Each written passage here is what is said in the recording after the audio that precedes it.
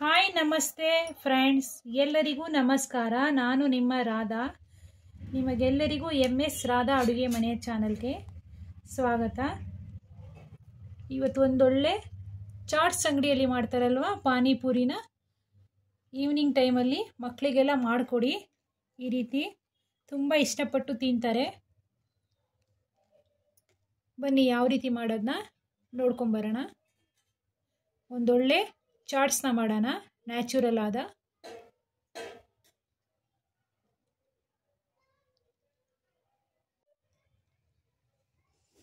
ಪಾನಿಪುರಿ ಮಾಡೋಣ. ಪಾನಿಪುರಿ ಮಾಡೋಕ್ಕೆ ಪುದೀನ 1 ಕಪ್ಪು, ಸ್ವಲ್ಪ ಕೊತ್ತಂಬರಿ, ಶುಂಠಿ ಬೆಳ್ಳುಳ್ಳಿ ಪೇಸ್ಟು ಸ್ವಲ್ಪ, ಒಂದು ಖಾರಕ್ಕೆ ಹಸಿಮೆಣಸಿನ್ಕಾಯಿ 4, 1 ಸ್ಪೂನು ಧನಿಯಾ, ಜೀರಿಗೆ 1 ಸ್ಪೂನಷ್ಟು, ಬ್ಲ್ಯಾಕ್ ಸಾಲ್ಟ್ ಪೌಡ್ರು ಅರ್ಧ ಸ್ಪೂನಷ್ಟು, ರುಚಿಗೆ ತಕ್ಕಷ್ಟು ಉಪ್ಪು ಅರ್ಧ ಸ್ಪೂನಷ್ಟು, 1 ಸ್ಪೂನಷ್ಟು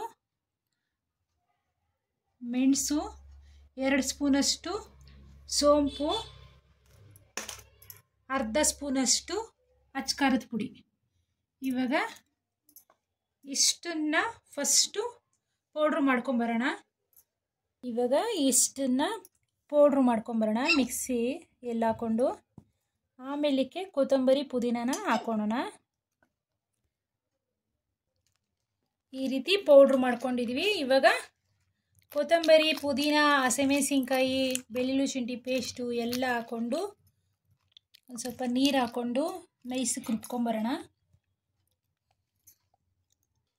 ಈ ರೀತಿ ರುಬ್ಕೊಂಡಿದ್ದೀವಿ. ಇವಾಗ ಸ್ವಲ್ಪ ಈ ಪೇಸ್ಟ್ನ ಹಾಕ್ಕೊಂಡು ನೀರನ್ನ ಸೇರಿಸ್ಕೊಳ್ಳಿ.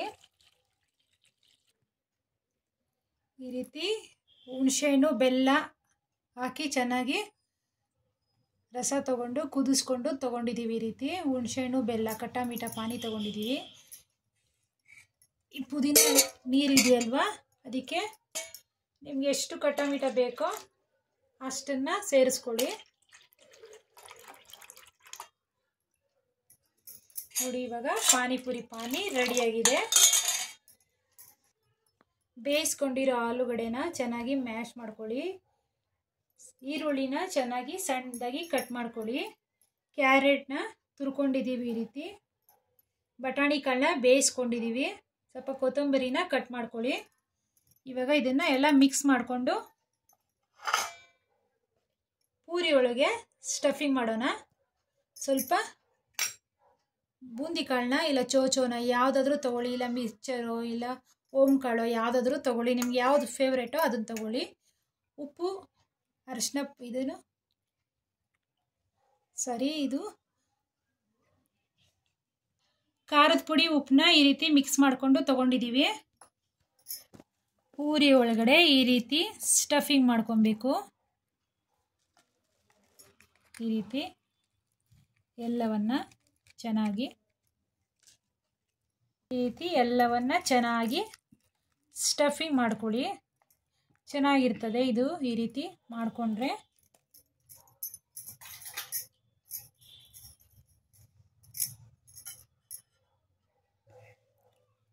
ಪಾನಿಪುರಿ ಪಾನಿ ಮಾಡ್ಕೊಂಡಿದ್ವಲ್ಲ ಅದನ್ನು ಇದರಲ್ಲಿ ಈ ರೀತಿ ಹಾಕೊಳ್ಳಿ.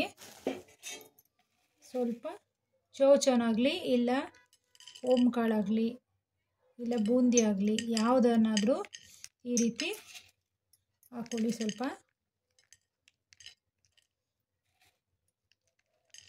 ಇವಾಗ ಇದನ್ನು ಇದರೊಳಗಡೆ ಹಾಕ್ಕೊಂಡು ಈ ರೀತಿ ಸವಿಬೇಕು.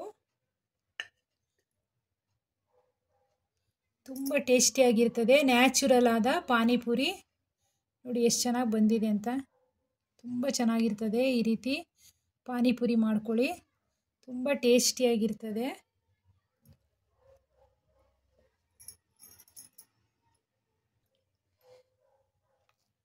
ನಿಮಗೆ ಬೇಕು ಅಂದರೆ ಉಪ್ಪು ಖಾರನ ಈ ರೀತಿ ಸ್ವಲ್ಪ ಈ ರೀತಿ ಹಾಕೊಳ್ಳಿ. ತುಂಬ ಟೇಸ್ಟಿಯಾಗಿರ್ತದೆ ಈ ರೀತಿ ಹಾಕ್ಕೊಂಡ್ರೆ. ಖಾರ ಜಾಸ್ತಿ ತಿನ್ನೋರಿದ್ದರೆ ಈ ರೀತಿ ಉಪ್ಪು ಖಾರನ ಮೇಲೆ ಹಾಕ್ಕೊಂಡು ತಿನ್ಕೊಳ್ಳಿ. ನೋಡಿ, ಮನೆಯಲ್ಲೇ ಮಾಡಿರೋವಂಥ ನ್ಯಾಚುರಲ್ ಆದ ಪಾನಿಪುರಿ ಸವಿಯಲು ಸಿದ್ಧವಾಗಿದೆ. ನಮ್ಮ ಚಾನಲ್ನ ಸಬ್ಸ್ಕ್ರೈಬ್ ಮಾಡ್ಕೊಳ್ಳಿ. Thank you for watching this video.